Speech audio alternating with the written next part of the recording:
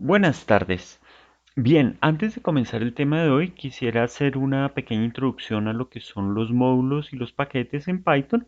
Para esto vamos a usar el tutorial bien, básicamente, ¿qué es un módulo? Un módulo lo podemos construir con un archivo, con la extensión .py y donde colocamos ahí algún tipo de contenido. Por ejemplo, pueden ser funciones, pueden ser variables. En general, pues clases podemos colocar ahí. Bueno, y también podemos ejecutar ahí alguna rutina que no esté dentro de una función. Ok.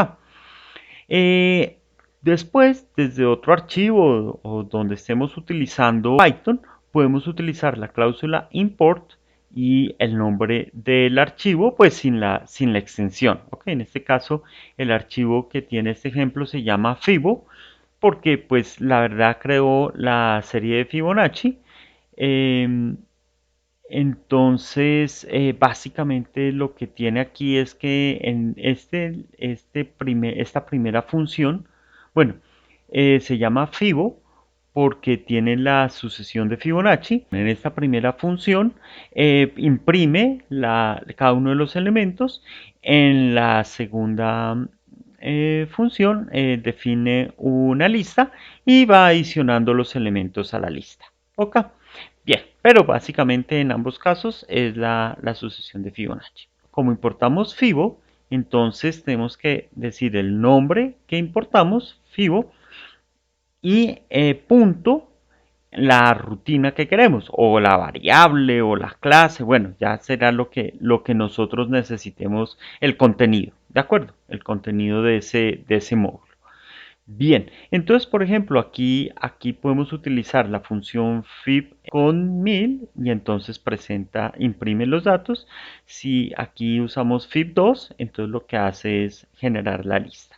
Ok, los módulos tienen una variable que es name, que pues es el nombre del módulo. Ok, en vez de escribir simplemente import fib o import, pues se pueden colocar aquí con comas, podemos antecederla por from fibo. Entonces aquí estamos diciendo el nombre del paquete y qué elementos son los que queremos leer de ese paquete. Entonces en este caso, en nuestro paquete queremos leer dos, dos funciones, fib y fib2. Entonces, la ventaja de utilizar este es que ya no tenemos que colocar fibo.fib, sino que ya él colocó directamente podemos usar directamente este de acá o directamente este de acá. ¿De acuerdo? Hay una práctica que no es recomendable para nada, es colocar from fibo import asterisco. Entonces eso importa todo lo que tiene y pues si nosotros no estamos pendientes de todo lo que se ha importado, puede que tengamos problemas. También le podemos cambiar el nombre. Entonces, por ejemplo, podemos importar la librería Fibo, pero en vez de ponerle Fibo, le cambiamos aquí el nombre, entonces se llama Fib. Y entonces ahora quedaría Fib y llamamos la función que está en Fib, ¿ok? Esta también, entonces podemos importar la función fib de Fibo y le cambiamos el nombre por Fibonacci. Entonces aquí ya podemos utilizar Fibonacci. Ok.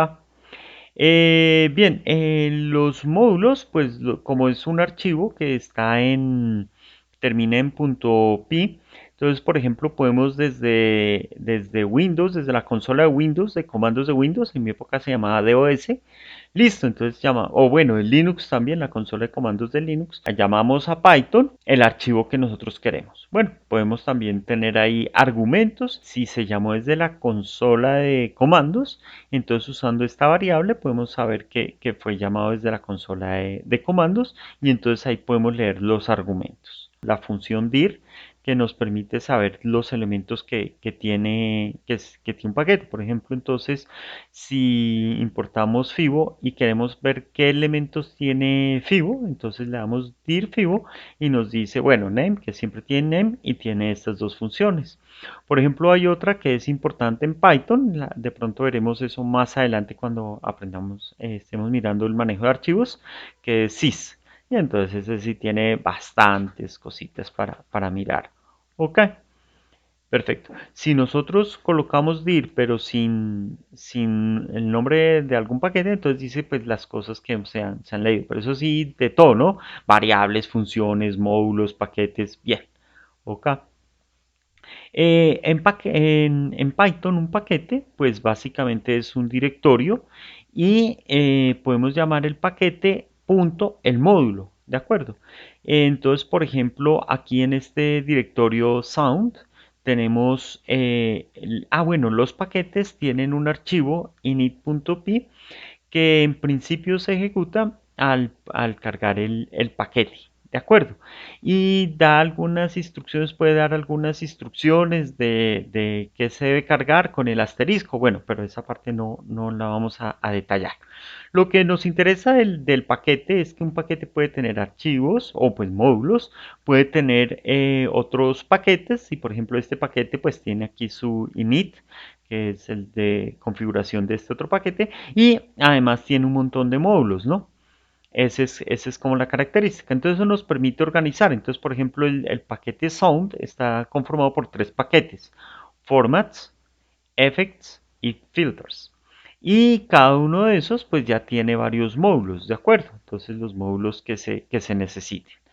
Entonces, por ejemplo, nosotros podemos importar un paquete. Entonces, perdón, aquí importamos el módulo echo.py.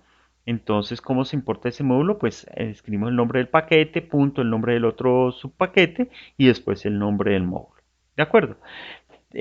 Cuando vayamos a utilizar una función que esté definido en echo, por ejemplo, supongamos que echo filter está definido dentro de echo. Entonces, pues toca escribir todo el camino, ¿no? Pues como importamos todo esto, pues así, sound, effects, echo filter, bueno, y aquí ya podemos usar el- el- la función.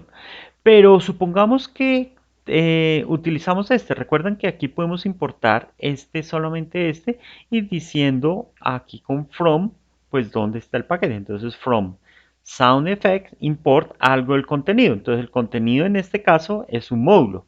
¿Ok? Y entonces vamos a importar este módulo. Entonces, ahora ya solo tenemos que nombrar este porque él ya sabe dónde buscar este módulo en el paquete sound effects. Listo, y punto, y aquí viene ya el nombre de la función.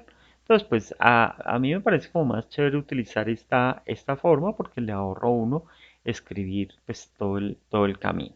Pero, por ejemplo, también podríamos importar directamente la función ecofilter y entonces damos todo el camino. Observen que aquí eco está también en esta parte y importamos la función. Entonces ya podemos utilizar esta función sin necesidad de usar eco, el paquete, el módulo eco. Ok, bien, listo. Eso pues es importante ahí lo que quería yo presentarles de los módulos. Vamos entonces a mirar entonces algunos paquetes interesantes. Bien, de la primera librería de la que les voy a hablar es de SIMPY, que es una librería de procesamiento simbólico. Entonces, bueno, nosotros ya vimos, por ejemplo, math, import math, y podríamos usar la raíz cuadrada. Por ejemplo, entonces raíz cuadrada de 9 nos da 3. Perfecto. Y raíz cuadrada de 8, pues bueno, ahí da el número 2.8 algo. En SIMPy podemos usar la librería SIMPy, es una librería de procesamiento simbólico.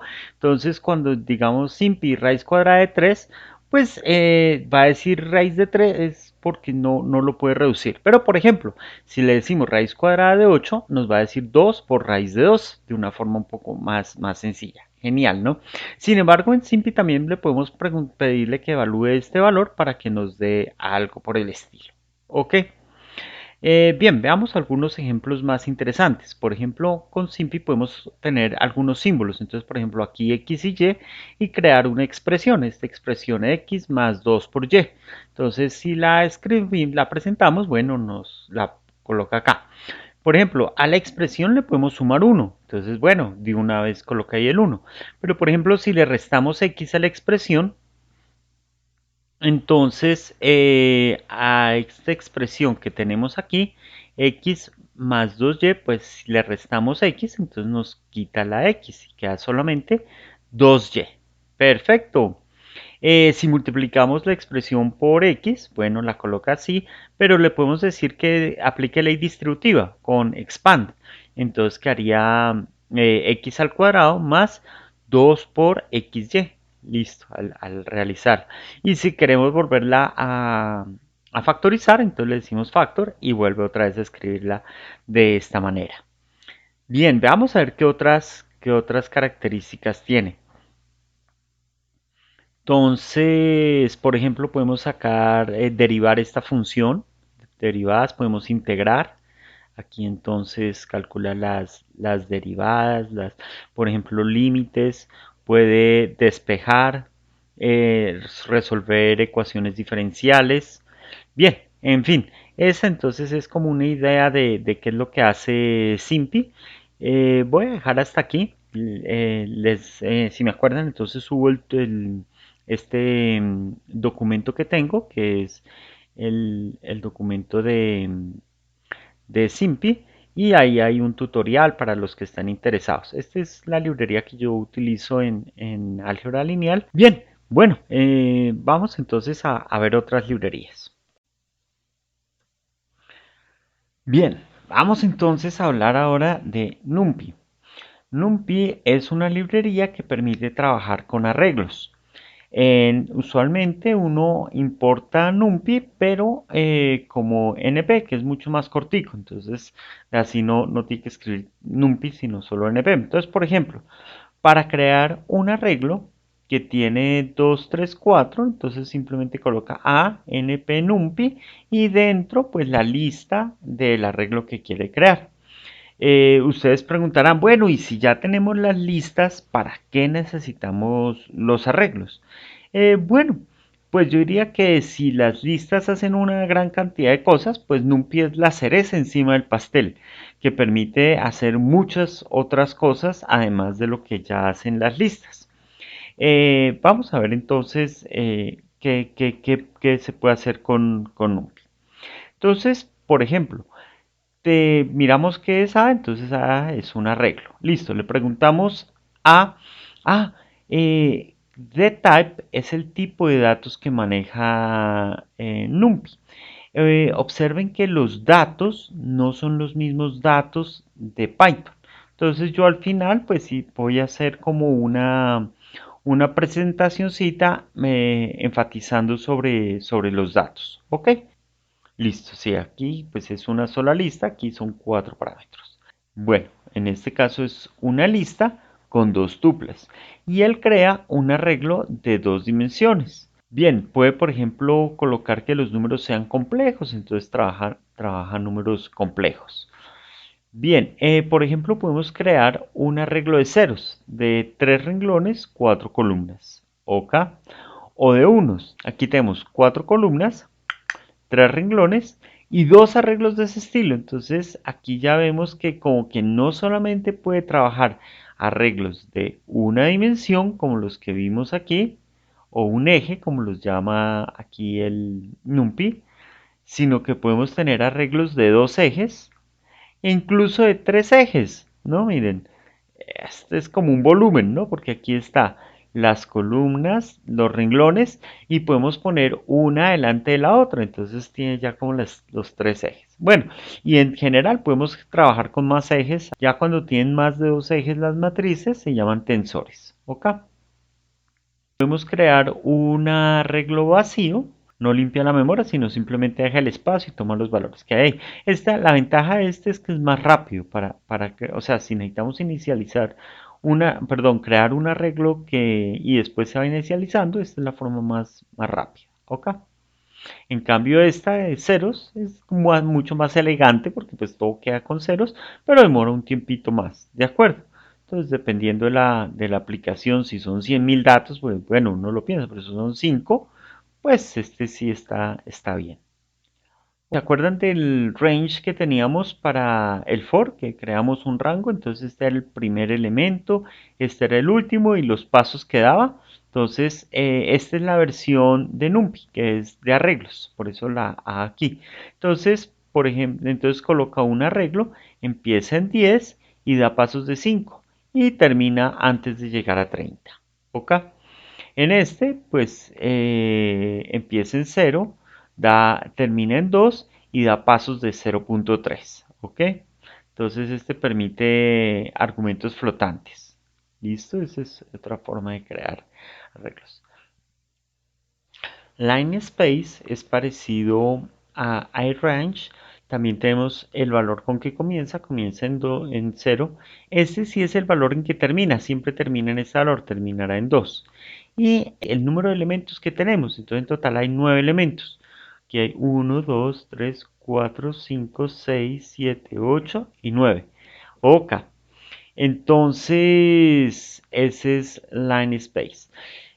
Por ejemplo, aquí podemos crear un número que va de 0 a 2pi y tiene 100 elementos. Yo quiero devolverme al principio porque pues la verdad, bueno, estoy tomando todo del tutorial bueno, de la guía de la documentación de NumPy y me salté esta parte del principio porque primero quería mostrar cómo se creaban los arreglos, perdón. Y entonces, bueno, ya tenemos aquí una forma de crear arreglos. Range, pues es en este caso, crea de 0 a 15, no incluye el 15, crea 15 elementos, desde el 0 hasta el 14, de una dimensión. Con Reshape podemos cambiar las dimensiones, entonces va a quedar ahora de 3 renglones, 5 columnas. Y obtenemos esta. Aquí están los 15 elementos organizados con 3 renglones, 5 columnas. ¿Ok? Como los arreglos de NumPy son objetos de Python, entonces tienen algunos atributos. El primer atributo que vamos a mirar es shape. Nos permite mirar las dimensiones. Por ejemplo, tiene 3 renglones, 5 columnas. Otro atributo es ndim, que nos dice cuántas dimensiones tiene la matriz. En este caso son 2, ¿de acuerdo? También los llaman ejes, entonces tiene 2 ejes ese arreglo. The type es el tipo de dato de los objetos. Entonces, en este caso son enteros de 64 bits. Observen que son diferentes a los tipos de datos de los de Python.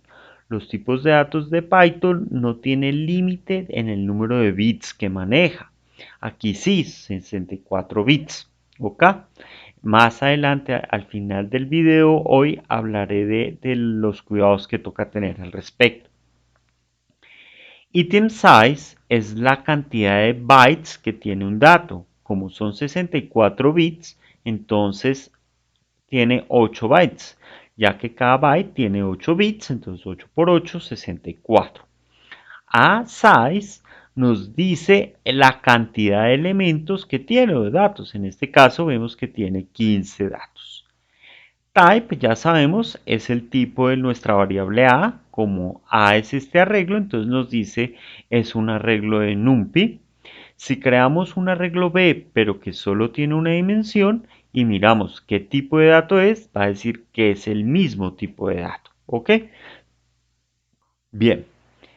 Para imprimir los arreglos, entonces tenemos que si es de una dimensión, pues lo imprime normalito. Ya vimos que si era de 2 dimensiones, imprimía las columnas, pues imprime cada renglón por separado.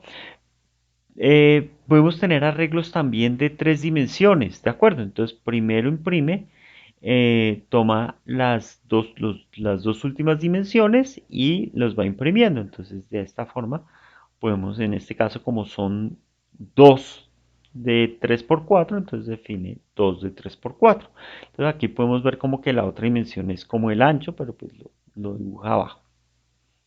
Bien, también podemos imprimir arreglos con muchísimos datos y él coloca puntos suspensivos. ¿Ok? Aquí se puede cambiar la cantidad de datos que se pueden ver. Veamos las operaciones. Entonces acá vamos a definir el arreglo A, que tiene los datos 20, 30, 40, 50. Y el arreglo B es un range que va de 0 a 3. Entonces quedaría con los datos 0, 1, 2, 3. Si los restamos, A menos B, entonces quedaría 20 menos 0 nos da 20, 30 menos 1 nos da 29, 40 menos 2 nos da 38 y 50 menos 3, 47. Observe que la resta se hace elemento a elemento. ¿Ok? Podemos hacer b elevado al cuadrado. B, recuerden que es este arreglo. Si lo elevamos al cuadrado, entonces cada uno de los elementos queda elevado al cuadrado. Ok, podemos hallar la función seno y obtiene la función seno para cada uno de los elementos. Ok, aquí tenemos los cuatro. El ángulo, él asume que este es un ángulo en radianes. ¿De acuerdo? Podemos comparar el arreglo A con 35, mirar si es menor que 35 y entonces él revisa elemento a elemento. 20 es menor que 35, entonces coloca verdadero. 30 es menor que 35, verdadero. 40 y 50 son mayores que 35, entonces coloca falso. Bien, en caso de que tengamos arreglos de dos dimensiones, entonces también podemos hacer operaciones, ¿no? Por ejemplo, si multiplicamos A con B, él multiplica elemento a elemento. Entonces, ¿qué haría? 1 por 2, 2, 1 por 0, 0, 0 por 3, 0 y 1 por 4, 4. Si queremos hacer una multiplicación matricial, debemos hacer el arroba. Recuerden que la multiplicación matricial no es elemento a elemento. El primer elemento del resultado es este renglón por esta columna, o sea, sería 1 por 2 más 1 por 3, o sea, sería 5. El siguiente sería este renglón por esta columna, 1 por 0 más 1 por 4, ahí sí nos da 4. El siguiente sería este renglón por esta columna, 0 por 2 más 1 por 3, 3. Y el último sería este renglón por esta columna, 0 por 0 más 1 por 4, 4. ¿Ok? El DOT, ese es un poquito complicado porque en algunos casos hace multiplicación matricial, en otros casos hace producto punto. Entonces yo pues la verdad no me gusta usarlo para la multiplicación matricial, sino solo para el producto punto. Recuerden que en el producto punto se transpone la primera matriz. Entonces ahí es un poquito confuso en este caso, ¿de acuerdo? Bien, aquí Random Default nos permite generar, RNG nos permite generar, bueno, crea un generador de números aleatorios, ¿de acuerdo? Entonces, para crear ya un número aleatorio le decimos random y en las dimensiones de la matriz, ¿de acuerdo? Este numerito imagino que será la semilla con el cual queremos generar los números aleatorios. Listo, entonces ya tenemos aquí la matriz B, es una matriz de 2 por 3, son números aleatorios entre 0 y 1, ¿de acuerdo? Todos de punto flotante. Creamos una matriz de unos también de 2 por 3, ¿ok?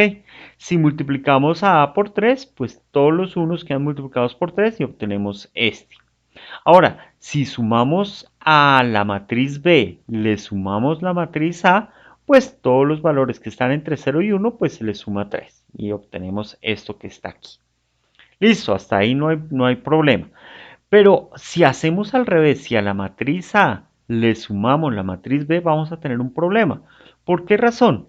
Porque él no va a cambiar el tipo de dato que tiene la matriz A. Y la matriz A es de tipo de dato entero. Sin embargo, B es una matriz de puntos flotantes entre 0 y 1. Entonces, si yo sumo un entero con un flotante, el resultado es un flotante. Sin embargo, como no puede cambiar el tipo de datos, dice, no, aquí hay un error, por favor, arregle sus tipos de datos y miramos a ver qué hacemos. ¿Ok? Bien, en este caso sí se cambia el tipo de dato porque está generando una nueva matriz. Entonces, por ejemplo, creamos aquí A de unos, ya dijimos, tres unos, y B va de 0 a pi, también crea tres elementos. Observe que el tipo de dato de B es flotante y el de A, como es de unos, es entero. ¿De acuerdo? Si lo sumamos, obtenemos C. C es de tipo flotante. ¿De acuerdo? Porque pues gana flotante, le gana a entero. C es esta matriz que tenemos aquí. Bueno, sobre esa C generamos una exponencial compleja y observen que el tipo de dato que obtenemos es complejo. Ok, aquí sí se puede hacer porque partimos de C y cambiamos y generamos una nueva matriz D. Bueno, un nuevo arreglo. Ok. Bien, aquí hay tres funcioncitas interesantes. Bueno, creamos nuestra matriz A de números aleatorios entre 0 y 1. Ya recordamos que con random es, y aquí están las dimensiones, dos renglones, tres columnas. Bien, A podemos sumar todos los elementos de A y este es el valor que obtenemos. Hallar el mínimo de todos los elementos de A, el máximo de todos los elementos de A. ¿De acuerdo? Son funcioncitas chéveres, muy útiles sobre todos los elementos. Bueno, además no es siempre sobre todos los elementos. Por ejemplo, el arreglo B, que consiste en 12 elementos de 0 a 12 reorganizados de 3 renglones, 4 columnas. Aquí los podemos ver. Ok, vamos a sumar B, pero por el eje 0. Entonces, el eje 0 es este, entonces por cada uno, o sea, el de 4, es el de aquí, el de la derecha. Entonces, suma 4 más 8 nos da 12, 1 más 5, 6 más 9, 15, 2 más 6, 8 más 10, 18 y 3 más 7 más 11, 21. ¿Listo? Aquí vamos a hallar el mínimo por el eje 1. El eje 1 entonces es el eje que tiene tres renglones, entonces el mínimo de este es 3, el mínimo de este es 4 y el mínimo de este es 8. Entonces aquí, perdón, el mínimo de este es 0. Listo, ahí está. Aquí lo que hace es la suma acumulativa. Entonces 0, 0 más 1, 0 más 1 más 2 y 0 más 1 más 3. Eso es esto. Luego aquí es 4, después 4 más 5, después 4 más 5 más 6 y así sucesivamente. Y aquí podemos escoger en qué eje hace esas sumas. ¿De acuerdo? Bien, bueno, aquí podemos seguir, en fin, con todas las funciones. Por ejemplo, la función exponencial la hace elemento a elemento, ¿de acuerdo? La función raíz cuadrada, la función... Bien, entonces, pues aquí la verdad hay muchísimas otras funciones que se pueden seguir mirando. Vamos a entrar un momentico aquí a mirar lo de los slicers. Bien. Aquí podemos ver que se define el arreglo A como un rango que va de 0 a 9 y ahora una vez que está definido ese, cada uno de los elementos se eleva al cubo. Entonces aquí los podemos ver, ¿de acuerdo? Podemos seleccionar un solo elemento de este, pues si le colocamos aquí 2, entonces este será el 0, el 1 y el 2, saldrá un 8. También podemos tener negativos, ¿no? Entonces el menos 1, menos 2, menos 3, listo. Podemos trabajar rangos del 2 al 5, 0, 1, 2, entonces toma 2, 3 y 4. El 5 ya no lo toma, ¿ok? Entonces, aquí está, perfecto. Bien, este que está aquí, A, en pie, aquí observen que tiene dos puntos antes de dos puntos. Cuando no se coloca nada antes de los dos puntos, él asume que es un 0. O sea, sería lo mismo acá. El final sería el 6, pero no lo incluye. Y sería en pasos de 2. Entonces sería el 0, este no, este sí, este no, este sí, este no, este es 0, 1, 2, 3, 4, 5, 6. Listo, sería como está por acá. Y en cada uno de esos va a colocar un 1000. Entonces en el 0, en este no, en el 2 sí, en este no, en el 4 sí. Y ya termina porque ya el siguiente sería el 6, que ese es el que está excluido. Aquí de esta manera nos dice, va a mirar desde el principio hasta el final porque no hay nada aquí, no hay nada acá, pero va en pasos de -1. Entonces comienza desde el último hacia el principio. Entonces empezará aquí en orden inverso. ¿Ok?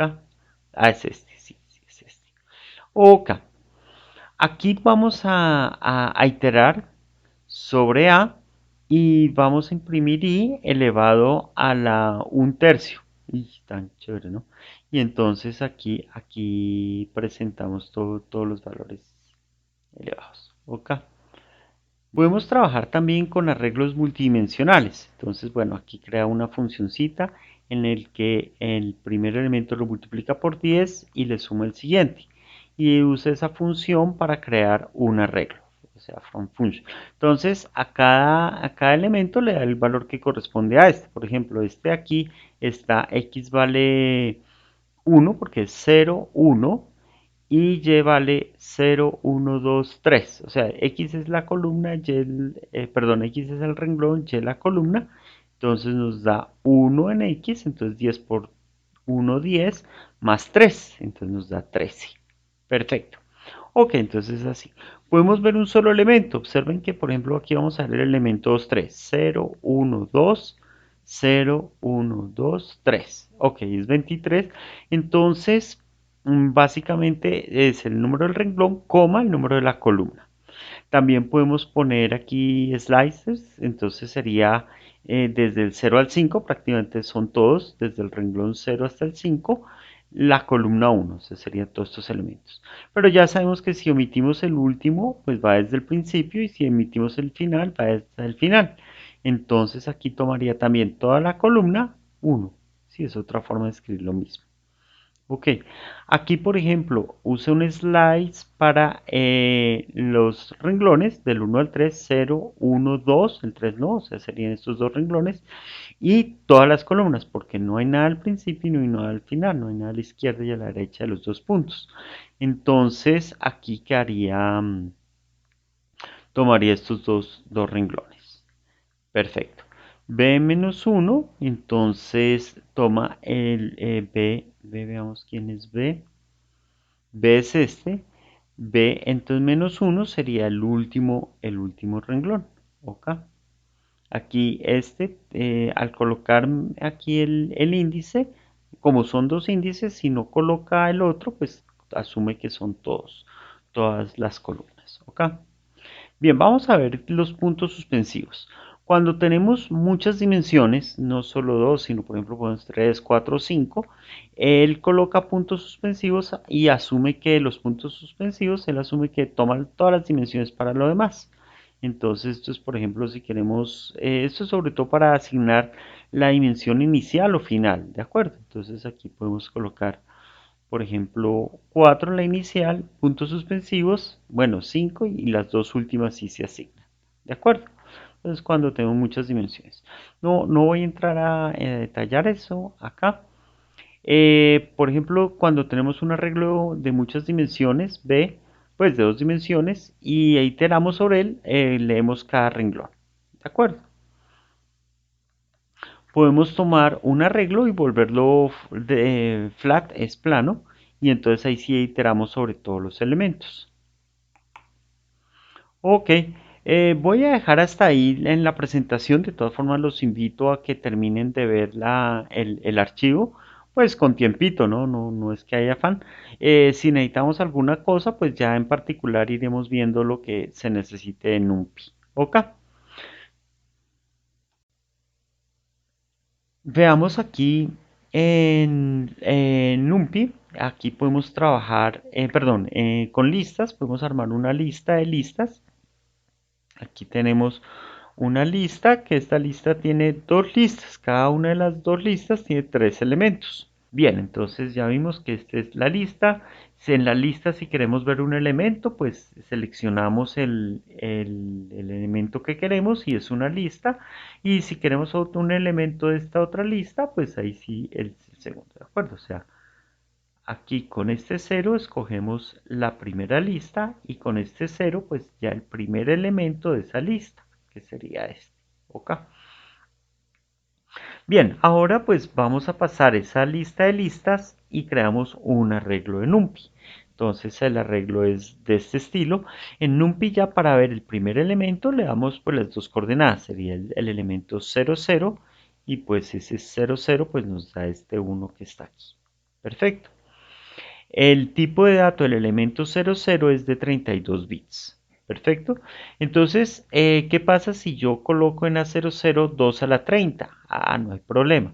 Pero si coloco 2 a la 31, ahí sí ya se pone bravo, porque dice, no, qué pena, porque el arreglo que yo tengo, ya a mí me crearon con arreglos de tipo int de 32 bits y ya no puedo. pero si tomo 2 a la 32 menos uno, ese sí lo acepta.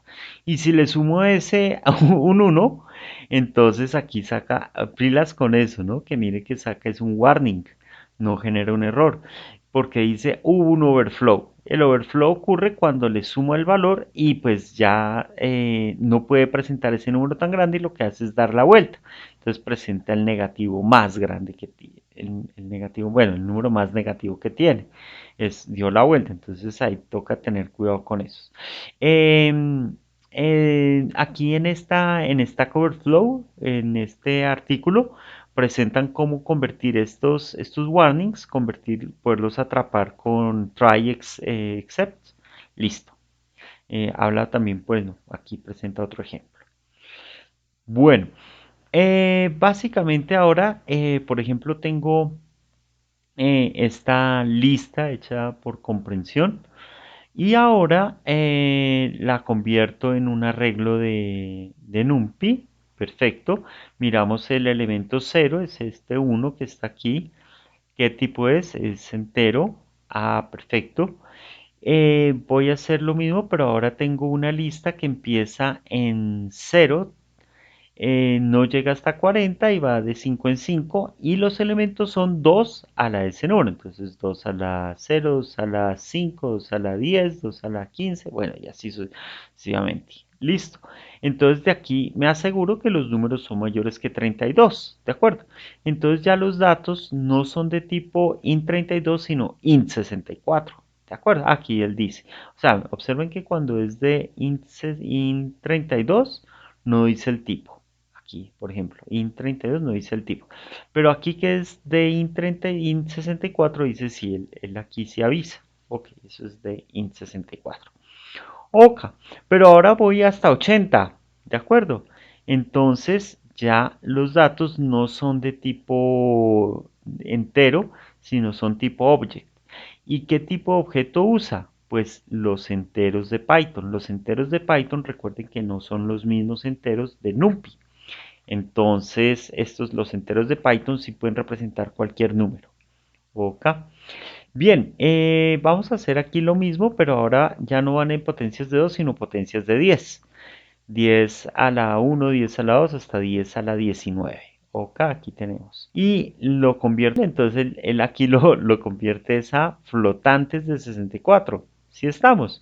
Pero recuerden que el flotante tenía solo como 15 dígitos, no más de precisión.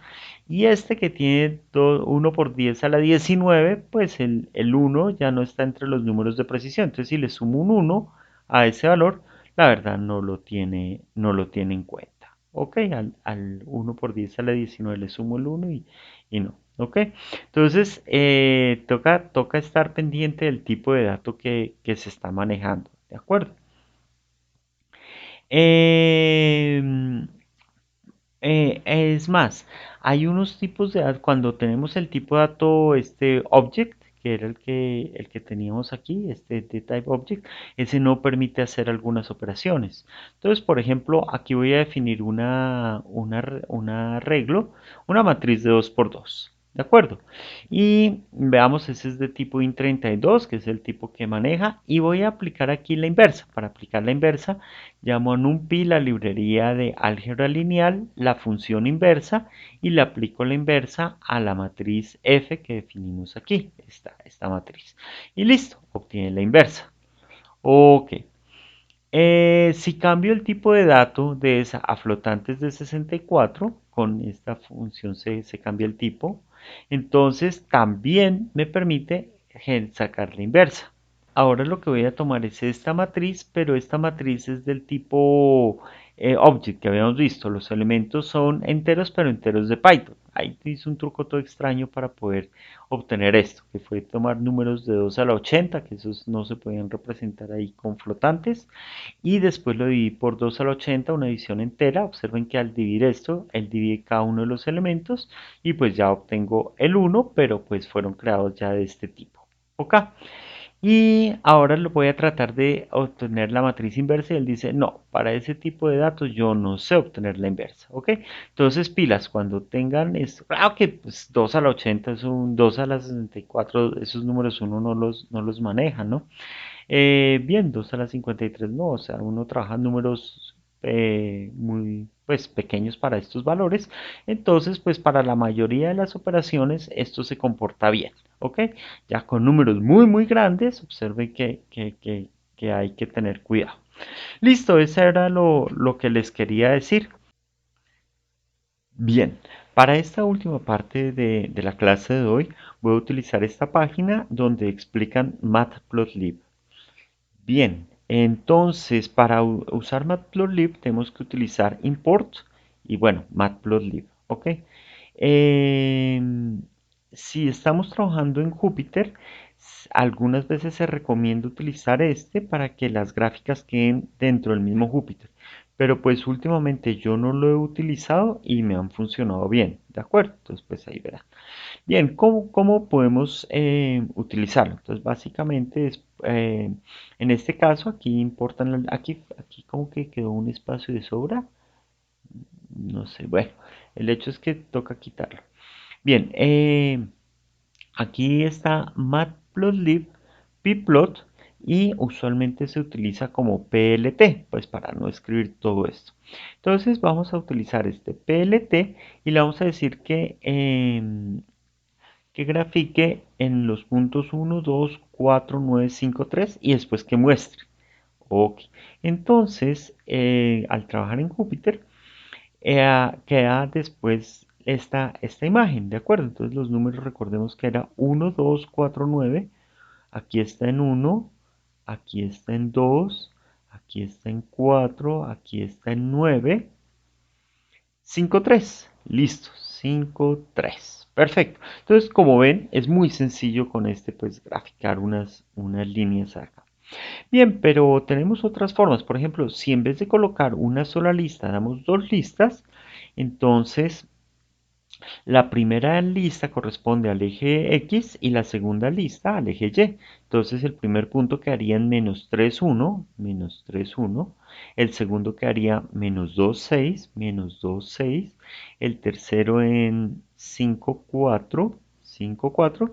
Y el último en 0, 3, 0, 3. Perfecto. Observen que él ajusta la escala según los datos que tiene que dibujar. ¿Ok? En este, entonces, podemos cambiar los ejes. Entonces ya no los dejamos, observen que adicionalmente a lo que teníamos antes, le colocamos los ejes. Entonces los ejes ahora van entre menos 4 y 6, entre menos 4 y 6 y entre 0 y 7.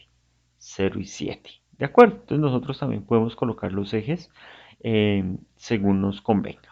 En algunos casos a mí me gusta porque la idea es que se compare con respecto a otras imágenes anteriores, entonces es importante que todas las imágenes tengan la misma escala. ¿De acuerdo? Bien, en este vamos a utilizar NumPy, nuestro amigo, que ya lo vimos. Entonces, aquí X va a empezar es un arreglo de NumPy de una sola dimensión que empieza en menos 2, termina en 2 y tiene 500 muestras. ¿Ok? Y Y va a tomar cada uno de los elementos de X y lo va a elevar al cuadrado. Entonces también es de 500 muestras. ¿De acuerdo? Y entonces ahora le decimos pplot. Pues en plot le decimos a Matplotlib que grafique los puntos con plot. ¿Ok? Entonces recuerden que la primera lista, bueno, en este caso son arreglos de NumPy, pero pues ambos son iterables, entonces no hay problema.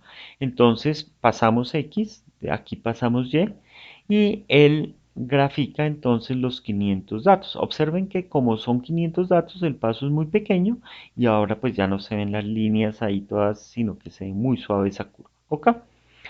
Perfecto. Ahora podemos decorar esa imagen. Entonces, bueno, graficamos la imagen. Le decimos que el título es Square Function. El título en X, pues es X. El título en Y es Y igual a X al cuadrado. Que tenga cuadrícula, observen que arriba no tenía cuadrícula, esta ya tiene cuadrícula. Y listo, presente la gráfica. Y ya. Ok, bien, vamos a ver ahora los estilos de las líneas. No siempre va a ser azulita y con línea continua. Entonces, por ejemplo, aquí le podemos decir plot, entonces la primera lista, entonces los valores en X, la segunda los valores en Y, que no adivinan qué es esto. Primero 0, 0, el segundo es 100, 0, el siguiente es 0, 100. Bueno, es este. ¿Recuerdan que uno llegaba y hacía esta línea sin levantar la mano? Exacto. Entonces ese es el trazo que sigue aquí. Entonces estos son los punticos. Recuerden, este es X, este es Y. Y se van colocando. Ahí estos son los ejes de menos 10 a 110 y de menos 10 a 140. O sea, desde menos 10, claro, aquí deja una margencita hasta 110 y desde menos 10 hasta 140. Listo. Ya, porque el punto más alto en Y es 130. Así, aquí está, 130. Perfecto. Bien, ahora vemos de nuevo prácticamente el mismo código, sino que observen aquí al final a la derecha que coloca un nuevo parámetro, G, que significa que vamos a hacer el dibujo de color verde. Y los dos guiones significa que la línea va a ser punteada. ¿De acuerdo? Es un string, puede ir en comillas sencillas o comillas dobles. ¿Ok? Bien. Sin embargo, él toma grupos de tres, entonces de tres parámetros. El primer parámetro son el eje X, el segundo parámetro las coordenadas en y el tercer parámetro corresponde al formato. Entonces en este caso es color rojo con línea continua, porque es solamente un guión. Entonces observemos aquí este cuadradito, aquí están simplemente 4 puntos en la coordenada en X, 4 puntos la coordenada en Y después el formato. Luego, después viene otra vez 2, 4, 5 puntos la coordenada X, 5 puntos la coordenada Y en verde punteado, que corresponde a estos punticos que tenemos acá. ¿Ok? Bien. Bien, ahora en este, por ejemplo, aquí tenemos el mismo dibujo, pero se ha colocado en líneas diferentes, en sentencias diferentes. Entonces acá tenemos el plot, los 4 puntos X, Y y el formato, plot, los 5 puntos X, Y el formato. Entonces ya sabemos que el rojo corresponde a este rectángulo y el verde al resto de punticos. Bueno, recordemos que este lo que hace es colocar los ejes, ¿no? Bien. Tenemos también otra forma para colocar, pues en vez de colocar el tipo de línea, podemos colocar punticos. Entonces, en este caso, X va desde, a ver si, no se alcanza a colocar todo, desde menos 1.4 hasta 1.4 y toma 30 muestras. Es decir, desde menos 1.4 hasta 1.4 y coloca 30 muestras. Bien, entonces, por ejemplo, X en Y, entonces va a dibujar una línea recta. Listo, aquí está, es esta, de color verde y línea punteada. X en el eje X, X al cuadrado en el eje Y de color rojo y punticos, pero unos punticos muy finos, ¿no? Entonces este sería X al cuadrado de color rojo. Perfecto, y aquí tenemos X, X al cubo y B, y observen que este sombrerito que tenemos acá nos genera un triángulo en cada uno de los puntos. Entonces, como tenemos 30 puntos, deberían haber 30 triángulos. Bueno, las figuras las podemos guardar. Bueno, entonces una vez que hayamos hecho el plot, podemos decirle al plot que grabe el archivo, el nombre del archivo y si quiere que guarde el fondo transparente. Bien, vamos a empezar a ver lo que son los subplots. En este caso, bien, creamos X que va desde 1.4 hasta 1.4 con las mismas 30 muestras. Ok. Eh, Aquí vamos a crear un subplot que pues básicamente la idea de los subplots es que en la misma imagen podemos realizar cuatro gráficas. Entonces, primero lo que decimos es como en cuál gráfica vamos a trabajar. Entonces, vamos a usar subplot. Dividimos aquí en la imagen en cuatro. Entonces, dos renglones, dos columnas y vamos a trabajar con la primera de las cuatro, ¿ok? Y entonces vamos a imprimir aquí en el eje X, pues X, y en el eje Y, pues X también. Y entonces nos va a dar una recta. Ok. Después en el siguiente también vamos a dividir la imagen en dos en subplots en X, dos subplots en y vamos a trabajar con el segundo. Aquí escribimos en el eje X, X y en el eje Y, X al cuadrado. Entonces corresponde a este es el primero, el segundo subplot, tercero y cuarto. Y aquí dibujamos x al cuadrado. Perfecto. Bien, entonces seguimos también hacemos la división, dos renglones, dos columnas. Y en el tercero escribimos x al cubo. Perfecto, x al cubo. Y lo mismo, pues dos renglones, dos columnas. Vamos a dibujar en el cuarto y en el cuarto dibujamos x a la 4. Y listo, después decimos show. Y efectivamente aquí nos presenta los cuatro subplots. Perfecto. Vamos entonces a mirar ahora, o aquí observen que solo hay tres subplots. Miren, en el primero lo vimos en 2, 2, también uno solo, listo, ahí quedó bien.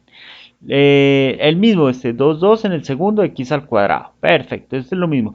Pero observen que aquí es 2, 1, o sea, tenemos dos renglones y una sola columna. Entonces, como hay dos renglones, una columna, entonces pues va solamente a poner un elemento en cada renglón. Vamos a dibujar en el segundo, o sea, en el segundo renglón. Y aquí hacemos x al cubo. Entonces, veamos a ver cómo funciona. Vamos a ver el primer renglón. El primer renglón es normalito, ¿sí? ¿De acuerdo? Entonces aquí dividimos 2, 2, 2, 2 y escribimos en el primero y el segundo. Pero el segundo renglón, observen que solo cuando definimos el segundo renglón solo hablamos de que estaba dividido en una sola columna. Entonces el segundo renglón solo tiene una columna y aquí dibujo x al cubo. Entonces, bueno, esta forma la verdad yo no la he visto en otros lados, es bastante, pues me parece original, seguramente MATLAB también trabaja de esa manera y permite hacer una serie de, pues es muy flexible, ¿no? Bien,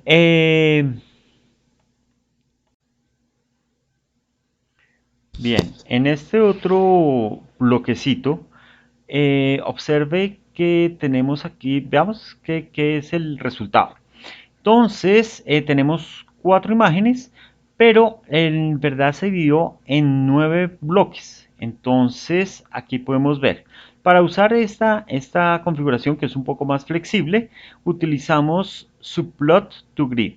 ¿De acuerdo? En este primer parámetro colocamos cuántos renglones y cuántas columnas necesitamos. Entonces sería 3 renglones y 3 columnas.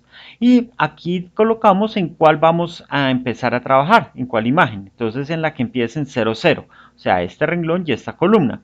Sin embargo, aquí le podemos decir que tiene dos renglones de ancho y dos columnas de alto. Entonces por eso sería dos renglones, bueno, dos renglones de alto y dos columnas de ancho. Perfecto. Y ahora vamos entonces a imprimir el plot, que es x y x al cuadrado. Entonces, x acá y x al cuadrado allá. Entonces, pues listo, nos da esta parábola. Perfecto. En el siguiente bloque también dividimos la imagen en 3 por 3. Listo, tenemos las mismas 3 renglones, 3 columnas, pero vamos a usar la que está en 0, 2. Perfecto, entonces sería renglón 0, columna 0, 1, 2. O sea, vamos a trabajar en esta. Como no tiene definido nada de ancho ni de alto, entonces simplemente ocupa un cuadradito. Pues listo. Y aquí vamos a dibujar una cúbica. ¿De acuerdo? Entonces acá está nuestra cúbica. Bien, en la siguiente entonces también dividimos la imagen en 3 por 3, 3 renglones, 3 columnas y vamos a graficar en el renglón 1, columna 2. Renglón 0, renglón 1, columna 0, columna 1, columna 2. O sea, va a ser esta. Y aquí dibujamos x a la 4. Perfecto. Ahora nos quedará por último graficar. Dividimos esto en 3 renglones, 3 columnas y vamos a graficar en la 2, 0, que sería renglón 0, renglón 1, renglón 2, columna 0, esta y tiene dos columnas de ancho. Entonces aquí están nuestras dos columnas de ancho y entonces tenemos esta imagen que está aquí. Bien, eso es todo por hoy.